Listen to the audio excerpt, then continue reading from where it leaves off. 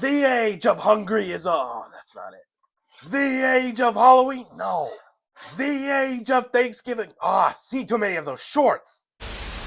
Jokes aside, I forgot what he actually said in the movie.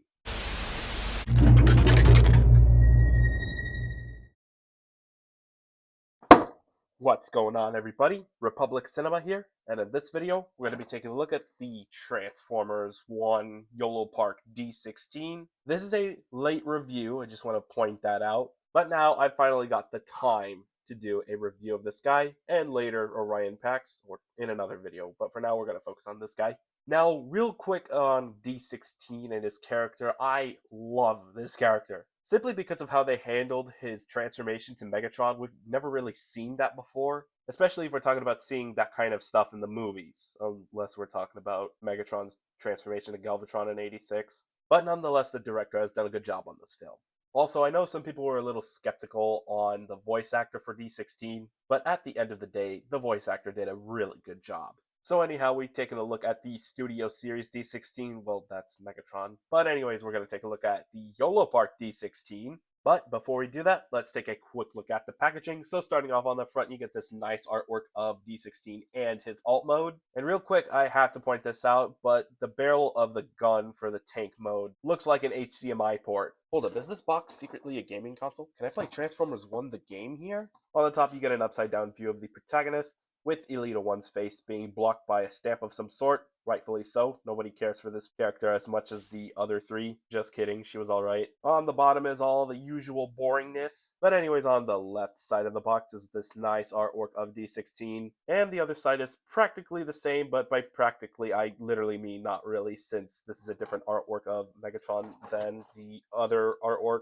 So anyhow, you turn to the back and you get a viewpoint of some size differences of the versions of the protagonists, such as the cogless, cogged, and final form, well, at least for Megatron and Optimus, in which Yolopark does have prototypes of those figures. Yeah, can't wait to check those out next year. On the bottom, you get a little more info of what you get inside the packaging, such as more accessories and, I guess, instructions.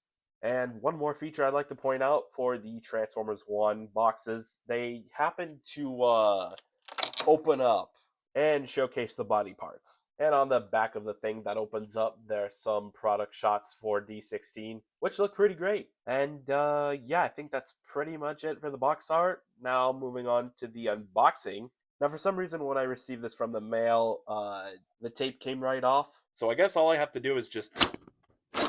And here we have D-16 somewhat out of the packaging. We just gotta get him out of all this bubble and put him together.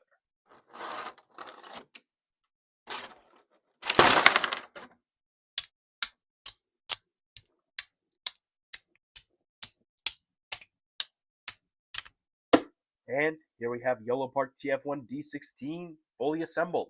And again, Yolopark doing the usual, just crushing it with the design. Since they don't have to worry about this figure transforming, most of the budget just went to the overall design of the toy, and they did a good job. The painting and sculpting, pretty good, pretty good. Let's talk about the sculpting real quick.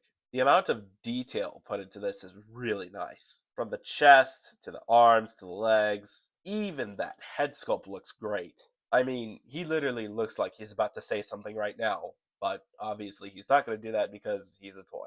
We turn to the back, and so far so good. And this guy has a backpack, which is completely accurate because he did have a backpack in the movie. Now, for the painting, aside from some silver, some black, and some red, there's not much else I'm seeing. Other than this little blue dot right here. And the yellow eyes, can't forget those. But I think one of the coolest parts of the painting is how they were able to slap in a small logo, or decal in this case, for Megatronus onto D-16's shoulder. Let's see how Hasbro handles that if they ever decide to make a Studio Series D-16 in the future. I also would like to point out that I feel like there's some slight discoloration with the silverish paint. As if you look to the chest over here, it's completely fine, whereas the head, the shoulders, and other silver parts seem to be a little on the yellow side. I don't know if that's a manufacturer error or if that's what it's meant to be. I just figured I'd point it out because it's kind of distracting. And it also reminds me of the yellowness from the Studio Series Optimus Prime. So quality and kibble, let's just start off with kibble. There is like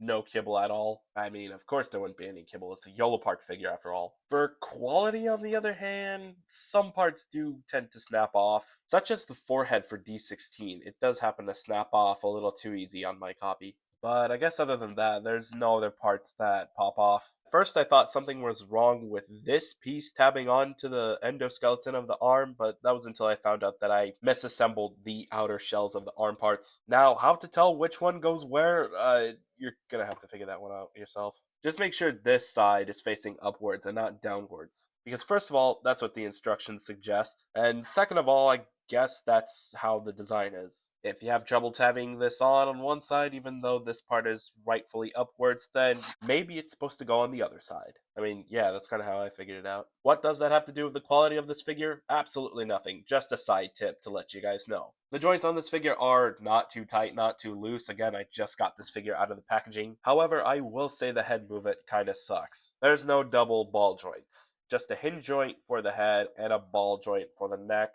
rather than a ball joint for the neck and a ball joint for the head. But that's such a minor nitpick I have for this figure, it's nothing too serious. Although, what I will say for the side skirts over here, if you move this, there's no way to move the side skirts out of the way. Both side skirts are just connected somewhere around here. It doesn't help that these side skirt pieces are also made out of that plastic that's somewhat flexible, but apparently not flexible enough to move out when moving this. I mean, they'll move up just fine, just not open up. But anyways, I hope that's not a breakage hazard. But now let's move on to accessories.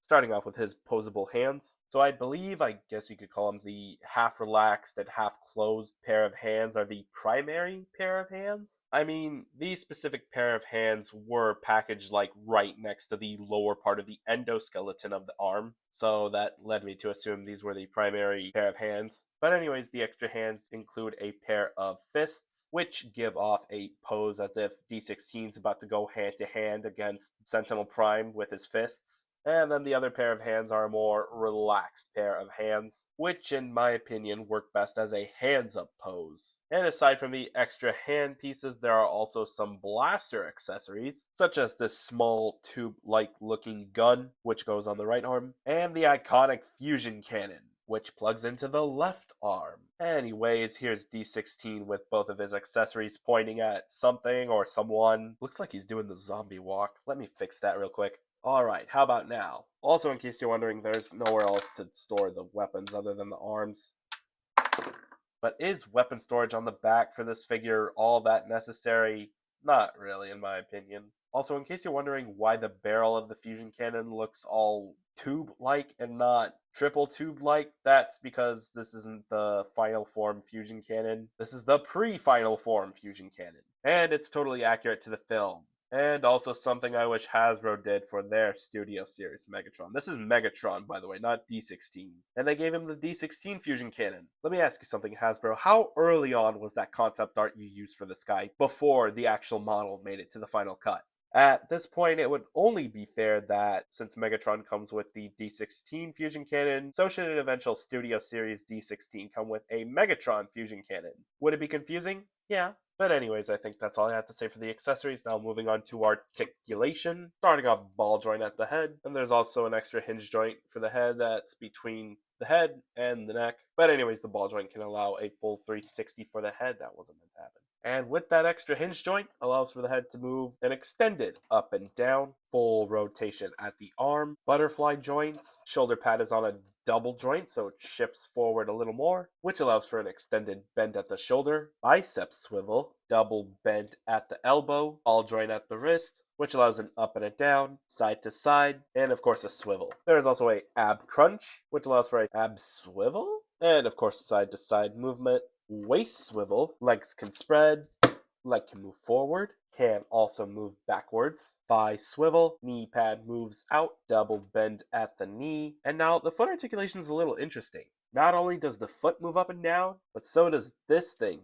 The foot can also swivel, and the front of the foot can move upwards. And yeah, that's pretty much it for the articulation. Which, of course, since this is a Yolopark figure, the articulation does seem to get a bit excessive at times. But anyways, with the articulation out of the way, we can move on to size comparison. starting off with B-127, Elita, and then for some other Yolopark series next to the Rise of the Beasts Bumblebee, Optimus Prime, Scourge, and then for some TF1 toys, starting with the Prime Changers series next to Orion Pax, Alpha Trion, the Quintesson High Commander, Sentinel Prime, B-127, Studio Series TF1 Optimus Prime, Studio Series TF1 Megatron, and then for some Studio Series Megatron size comparisons, here he is next to the Studio Series 07 Megatron, Studio Series Revenge of the Fallen Megatron, Studio Series Dark of the Moon Megatron, Studio Series Age of Extinction Galvatron, Studio Series Gamer Edition War for Cybertron Megatron, and lastly Studio Series Bumblebee Movie Concept Art Megatron.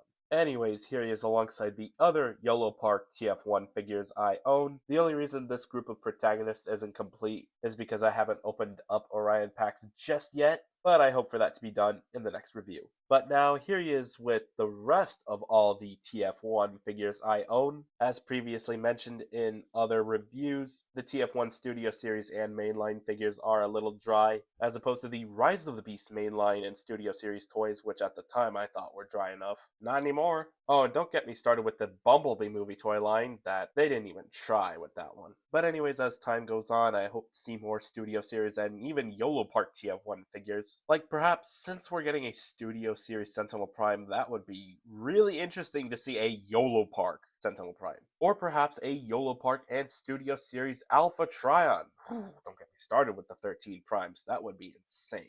It looks to me like Transformers 1 has the most Cybertronian characters out of all the other live-action Transformers movies. Maybe even combined, or maybe that's a bit of a stretch. Thus, the possibility of seeing a bunch of TF1 figures being made into a Studio Series or Yolopark seems rather endless. There goes even more Studio Series releases of even popular Bayverse figures being prolonged. But seriously though, it would be great to see most of the Bayverse being completed in the Studio Series. Because then after that, not only would it be great to see more TF1 Studio Series figures, but maybe TFP figures surface in the Studio Series? But anyways, that's a story for another time. Be sure to let me know down in the comments which character from TF1 you would like to see be made into a Studio Series or Yolopark figure in the future. For me, personally, I'm just going to go with Alpha Trion for both Yolopark and Studio Series, because that would be great.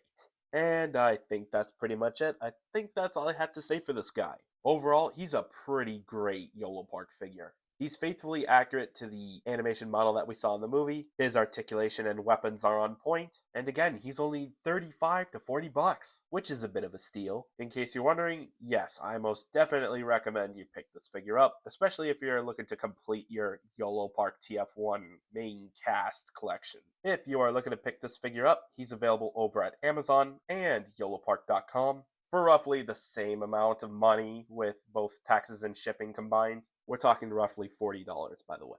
But anyways, I personally cannot wait to check out the Final Form Megatron Yolopark figure, which I believe isn't coming out until next year or maybe even the following year. Who knows? But nonetheless, I can't wait for that figure. It's gorgeous. But anyways, what are your thoughts on this guy? Do you like him? Are you going to pick him up? Do you not like him? Are you not going to pick him up? And with that being said, if you like what you saw in this video, be sure to slam that like button, share this with your friends as well, turn on post notifications so that way you don't miss another upload. Let me know how I did in this video, and most importantly, be sure to hit that big red subscribe button as we are slowly inching our way to 9K. And yeah, that's pretty much it. Thank you very much for watching. Teo!